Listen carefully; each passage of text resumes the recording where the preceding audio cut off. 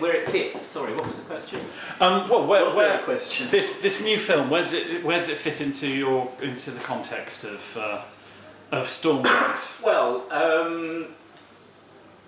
about 13 or so years ago, Philip and I started to organise re-releases of older material. There was, I suppose, what you might call a demand for it of sorts. A couple of people, and we started re-releasing older material that had been originally released on record or cassette, usually. And so we put out a few records over the past 10 years or so by various labels. And then, in terms of new material, stuff that we've created and recorded and so on, more recently than 1982 or 3, we did, in the past 10 years, we did, about 10 years ago, record some new stuff for an Austrian label. It was a limited edition EP called The Bugs Are Back. Prophetically or pressing. They're back in town. And we recorded and we released 4 new tracks that we'd recorded.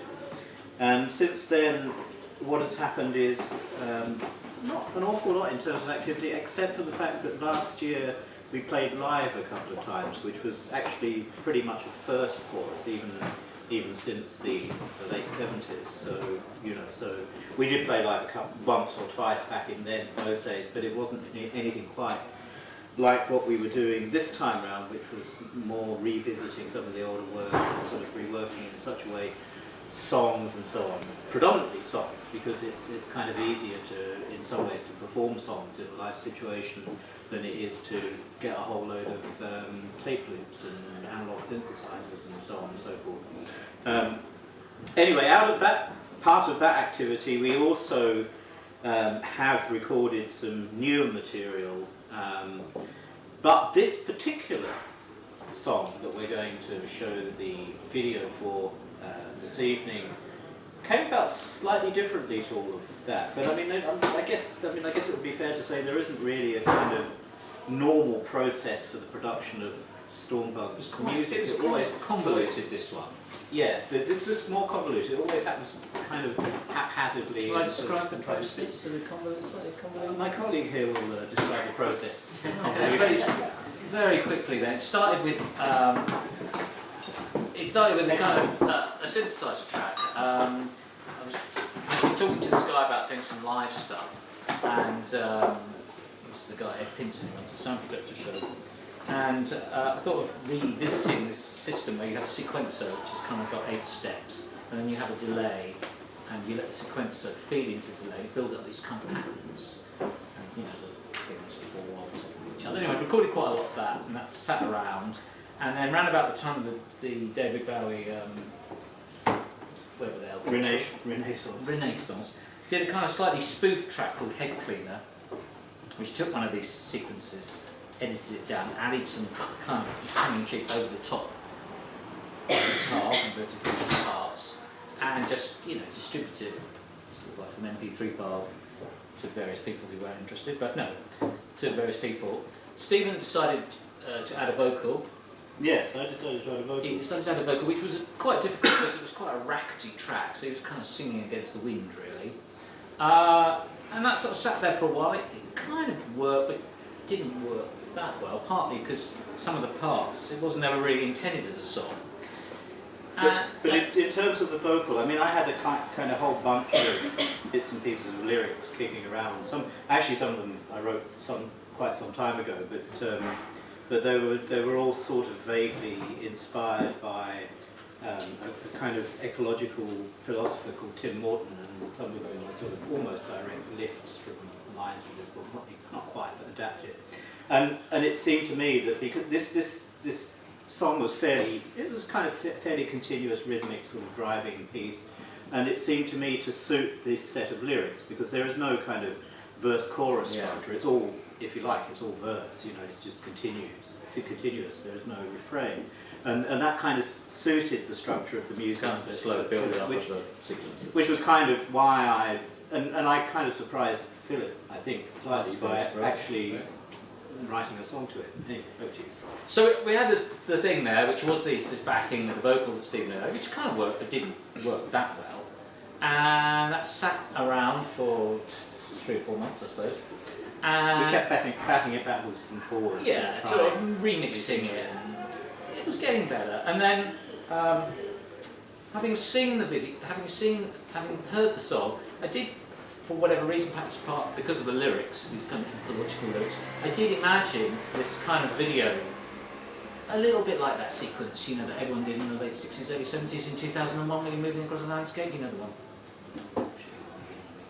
Anyway, fast forward to about 3 weeks ago, when Stephen posted It was at least 5 weeks ago.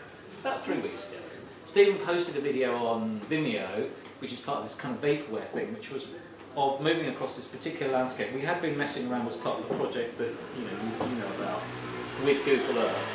This shot across this beach Yeah.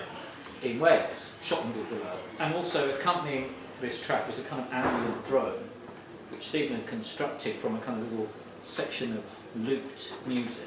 Anyway, Yeah, it was constructed from a Welsh folk song, which was specific to this beach. The reason I went to this beach, partly, well actually the main reason I went to the beach in Wales, not on Google Earth, in Wales originally. actually, went there in person. I went there in person, yeah. I went there one day because I was interested in, there's a British writer and filmmaker called B.S. Johnson who died in 1973, who made this tremendous film on a beach in Wales called Fat Man on the Beach. And I was very keen on the idea of visiting the beach where he shot the film, because the beach is very specific as a location, and this particular part of Wales, in North Wales, in the Plymouth Peninsula, was very close to him. So I visited this beach, but on the day that we visited the beach, the weather was really wet. I spent 5 minutes on the beach and was soaked through just as a result of the kind of spray and the rain and the mist and stuff.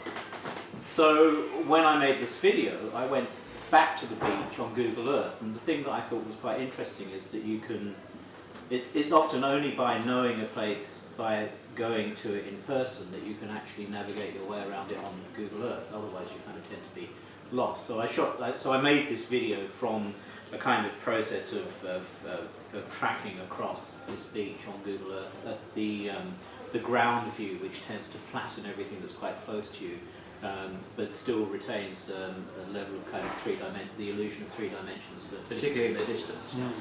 So the loop that Philip was talking about was actually a heavily treated loop of a little flute solo from a song that's on the soundtrack of Fat Man on the Beach. So I told you this was quite long. So you return to the source of the tune in virtual space. Kind of, yeah. Kind of. Yeah, and then I posted this as part of the Vimeo project, which is where Philip picked up on it. So yeah, so I was looking at this, and it visually looked like this thing that I had in mind that might have gone with the track, but I hadn't done anything about. And B, it sort of occurred to me that quite coincidentally, the loop was in the same key, getting a bit musical here, as the track which had been sitting around. So took the track and added the two together. Did have to do a bit of remixing and things, and not much though. So added the thing which then kind of shifted the key over slightly, added a few backing vocals to kind of cement the key, and Stephen then re-edited the video only slightly to match some of the changes in the music, and there we are.